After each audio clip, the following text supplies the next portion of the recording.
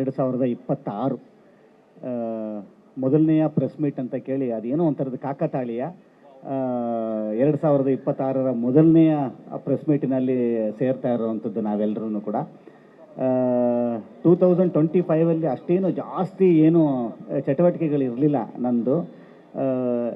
ಈ ಒಂದು ಇವತ್ತಿನ ಒಂದು ವಾತಾವರಣ ಏನಿದೆಯಲ್ಲ, ಇವತ್ತು ನಿಮ್ಮನ್ನು ನೋಡೋ ಅಂಥದ್ದು, ನನಗೆ ಗೊತ್ತಿರೋ ಹಾಗೆ ತುಂಬ ಯಶಸ್ವಿ ವರ್ಷ ಇದಾಗುತ್ತೆ ಅಂತನ್ನುವಂಥದ್ದು ಒಳಗಡೆ ಎಲ್ಲೋ ಒಂದು ಹಾರ್ಟಿನ ಕೊನೆಯಲ್ಲಿ, ಒಂದು ತುದಿಯಲ್ಲಿ, ಒಂದು ಕಾರ್ನರಲ್ಲಿ ಹೇಳ್ತಾ ಇದೆ.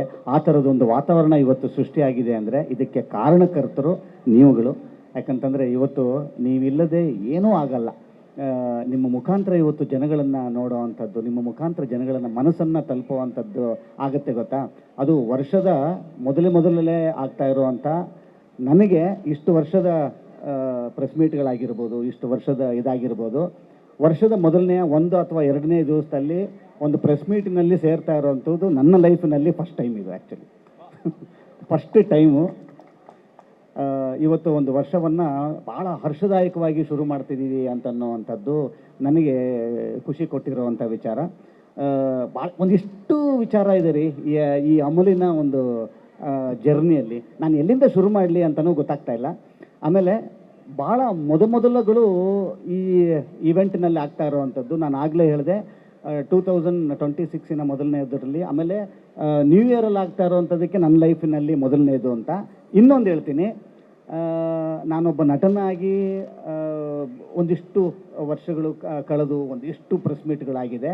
ಆದರೆ ಹಾಡುಗಾರಿಕೆ ಅಂತ ಬಂದಾಗ ಹಾಡುಗಾರಿಕೆಗೋಸ್ಕರನೇ ಒಂದು ಪ್ರೆಸ್ ಮೀಟು ಅಂತ ಈ ಥರದ ಒಂದು ಇದು ಆಗ್ತಾ ಇರೋವಂಥದ್ದು ನನ್ನ ಲೈಫ್ನಲ್ಲಿ ಫಸ್ಟ್ ಟೈಮ್. ಆ್ಯಕ್ಚುಲಿ ನಿಮಗೂ ಫಸ್ಟ್ ಟೈಮ್. ಇದು ನೋಡಿ, ಈ ಥರದ್ದು ಮೊದಲುಗಳು ಆಗಬೇಕು ಅಂತ ಅನ್ನೋದಕ್ಕೆ ದೃಢವಾದಂಥ ಒಂದು ನಿರ್ಧಾರ ತಗೊಳ್ಳುವ ಗಟ್ಟಿ ಮನಸ್ಸಿರಬೇಕು, ಗಟ್ಟಿ ನಿರ್ಧಾರ ತಗೊಳ್ಳುವಂಥ ಹುಮ್ಮಸ್ಸಿರಬೇಕು.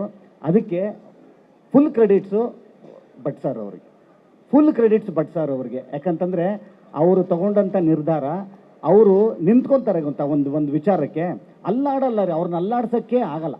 ನಾನು ಒಂದೇನೋ ಒಂದು ಗೆರೆ ಹಾಕಿ ಅಲ್ಲಿ ನಿಂತ್ಕೊಂಡ್ಬಿಡ್ತಾರೆ. ಎಲ್ಲ ಮಾಸ್ತರ್ ನೀವು ಬರಬೇಕಿಲ್ಲಿ, ಬರಬೇಕು ಅಂತ. ಎಲ್ಲಿಂದ ಶುರು ಮಾಡ್ತೀನಿ ಹೇಳ್ತೀನಿ ಕೇಳಿ. ಆಗಲೇ ಸರ್ ಹೇಳಿದಾಗ ಇವರು ಅಷ್ಟೂ ಜನ ಹೇಳ್ತಾಯಿದ್ರು ಚೆನ್ನಾಗಿ ಆಡಿದ್ದೀನಿ ಅಂತ. ದೇವರಾಣೆ, ನಾನು ಸಿಂಗರ್ ಅಲ್ಲ. ನಾನು ಯಾವುದೇ ಥರದ ಸರಿಗಮ ಪದನಿಸ ಒಂದು ಶಾಸ್ತ್ರೀಯವಾಗಿ ಕುತ್ಕೊಂಡು ಎಲ್ಲೂ ನಾನು ಒಂದು ಹಾಡನ್ನು ಹಾಡದಂಥವ್ನು ಕಲ್ತಂಥವನಲ್ಲ.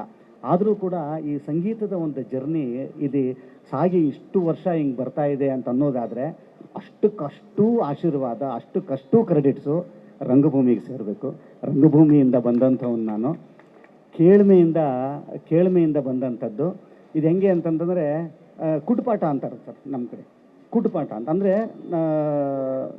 ಅಲ್ಲ, ಎಲ್ಲ ನೋಡಿ ಕಲಿಯೋದು, ಕದ್ದು ಇದನ್ನು ಮಾಡ್ಕೊಳ್ಳೋದು. ಹೆಂಗೆ ಅಂತಂದರೆ ನಮಗೆ ಹೊರಗಡೆ ಏನಾದ್ರು ಒಂದು ಹೊಸ ಸಾಂಗ್ ಕೇಳಿ ಮನೆಗೆ ಬಂದು ಹಾಡ್ಕೊಂಡಾಗ, ನಮ್ಮ ತಾಯಿಯವರು ಶಾಸ್ತ್ರೀಯ ಸಂಗೀತದಲ್ಲಿ ಅವರು ಸೀನಿಯರ್ ಆಗಿದೆ.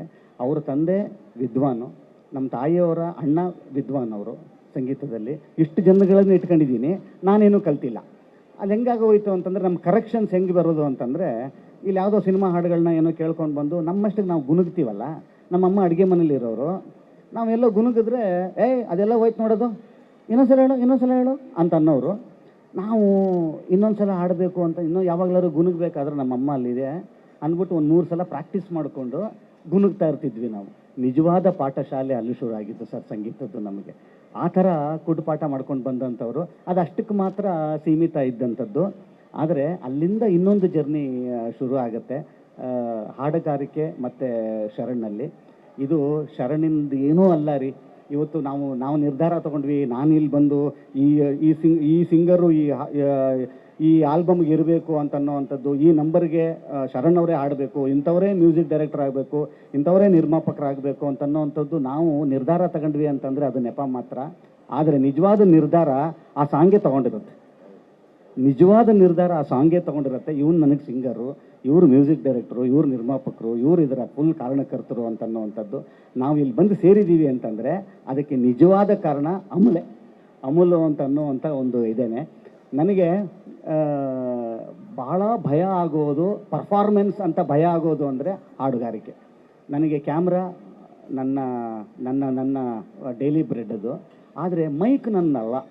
ಈ ಮೈಕ್ ಅಂತ ಬಂದಾಗ ಸಿಕ್ಕಾಪಟ್ಟೆ ಪ್ರಾಕ್ಟೀಸ್ ಬೇಕಾಗುತ್ತೆ. ಪ್ರಾಕ್ಟೀಸ್ ಮಾಡ್ಕೊಂಡು ಕೆಲವು ಸಾಂಗ್ಗಳು ಕಚ್ಕೊಂಡ್ಬಿಡುತ್ತೆ, ಮುಂದಕ್ಕೆ ಹೋಗೋದೇ ಇಲ್ಲ. ಗ್ಯಾರಂಟಿ ನ್ಯೂಸ್, ಸುದ್ದಿ ಖಚಿತ, ನ್ಯಾಯ ನಿಶ್ಚಿತ.